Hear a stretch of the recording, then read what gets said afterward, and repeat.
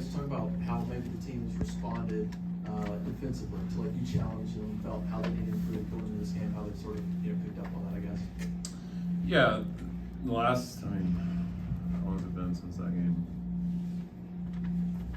It's almost been 2 weeks. Wow. Yeah, since the 15th, we came home and we talked about, we watched like 60 or 70 something clips defensively of just good and bad, and looked at a lot of the mistakes that we made were very correctable, which I thought for us as a staff and for our players was encouraging. And when we forced Oklahoma State in the direction that we wanted to send them in, they'd either miss a shot or they turned it over. And 2 or 3 times when they made tough shots, you got to tip your cap and you got to get back. The problem was 75-80% of the time, we allowed them to go left and they were able to finish. You look at Memphis. Memphis has got 2 or 3 guys on their roster that are noticeably quicker than anyone that Oklahoma State had. So, we've done a lot of work this week just on our closeouts, on our stance, our attention to detail, being more in gaps. And, I thought, since the 15th, we've had some really good practices, and I think we've gotten better in those areas. But at the same time, you're going against a scout team that's not like Memphis, right? It's hard to replicate that speed and that quickness, so you really won't be able to see how much we've grown until we get out there and actually do it. I wish football could loan us some of those DBs that they have so they could close out and guard somebody and sit down and get in a stance. You kind of saw what they did to Arkansas, this past weekend. Unbelievable effort by our football team, in some really tough adversity, going out there and winning a big game. But, I think our guys have responded well to it. It was just great to get exposed. That's what you want more than anything in these scrimmages, is to be exposed and to kind of see where some of your weaknesses are, and for our guys to see, all right, we got some things that we got to work on. So they've been good. They've been accountable. They've been locked in, and obviously just really excited for another great opportunity against another really good team on Thursday.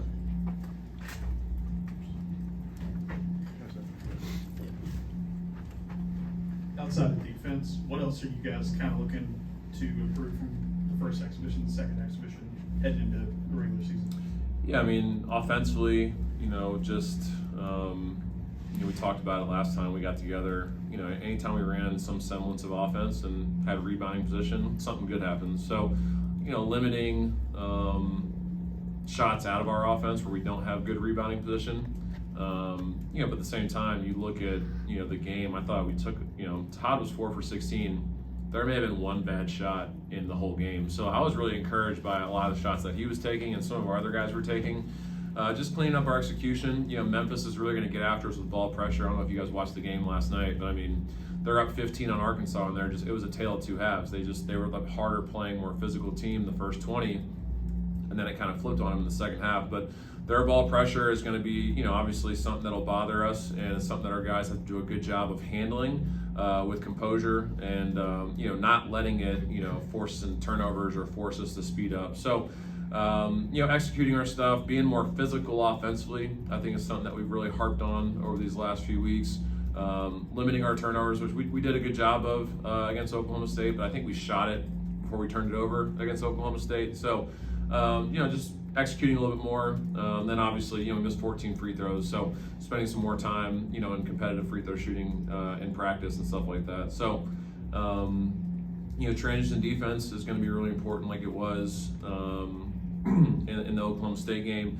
A couple areas that we got to spend more time on, which we have been, is just our under OB defense and our pressure defense. We didn't do a great job in either one of those areas against Oklahoma State, and I think today specifically we'll spend more time on that, just trying to get prepared for a really quick and a really heavy guard oriented Memphis group. Jason. Steve, you talked about it before, but how valuable are these experiences with so many new guys to be able to play at Oklahoma State and now Memphis, different styles, and just to get you ready for a season? Yeah, no, it's not just valuable for our players, but it's valuable for us as coaches. There was a couple things that going into the game that we really hadn't discussed, and I talked to a few of my peers, and they all said the same things. Like, you wouldn't believe how many things when you get into a game like these scrimmages and these exhibitions, like, oh crap, we haven't even gone over this yet. So we're not the only ones, thankfully, that felt that way. So it's good for us as coaches to kind of learn about some of the things that we got to clean up, get a little more organized with. But our players, obviously, we get film against two really good teams before we have to play a really good Bethune-Cookman team. So it's huge to be able to learn from and get really good film against a really good team so early in the season.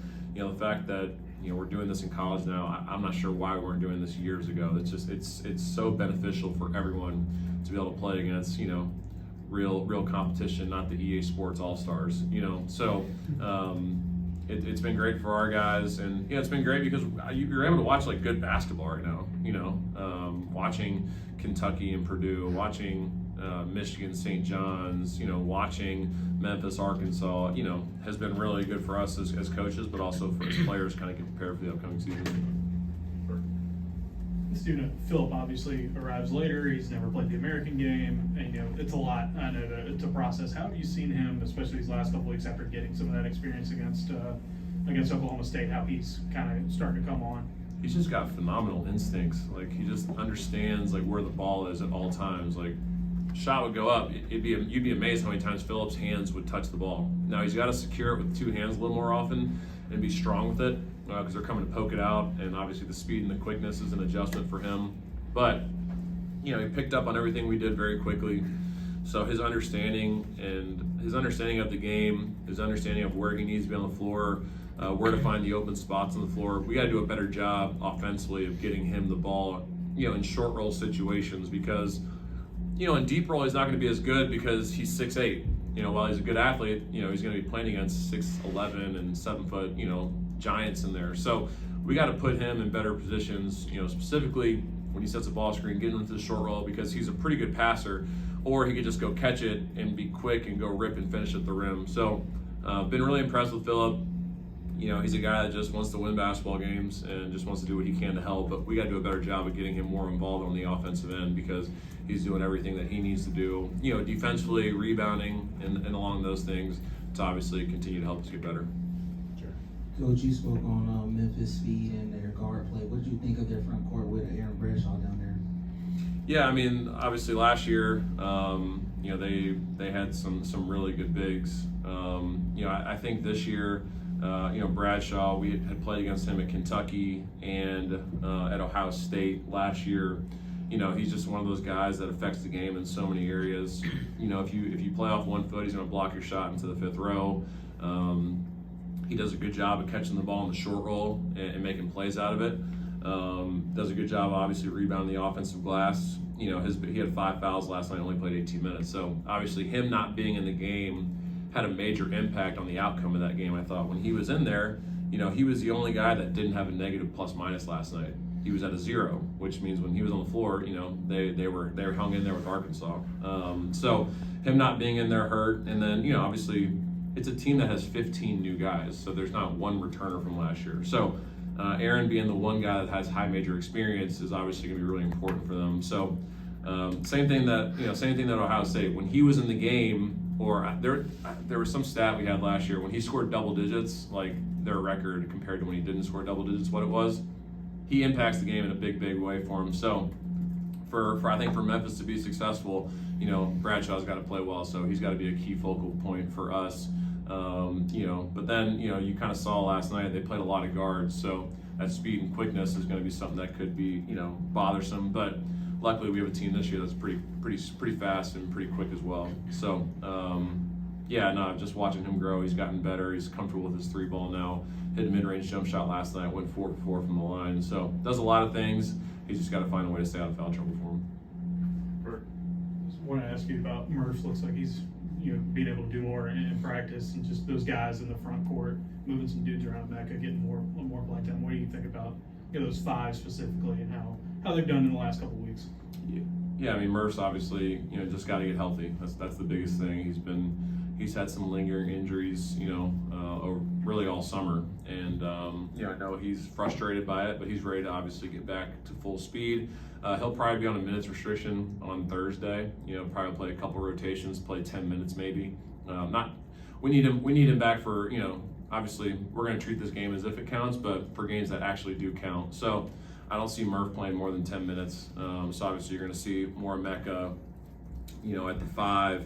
you're going to see Phillip playing 4 and 5. You'll see Keyshawn Hall playing 3 and 4. Sebastian will play a lot of 4 for us. You know, to be able to have 4 or 5 guys that you can rotate those 2 positions is obviously important, because depth at the big spot, you know, is key. So, you know, I'm excited for Mac to obviously play a little bit more, to kind of show what he's capable of doing. And, you know, I'm just really looking forward to getting a healthy Murph back. Anything else? All right.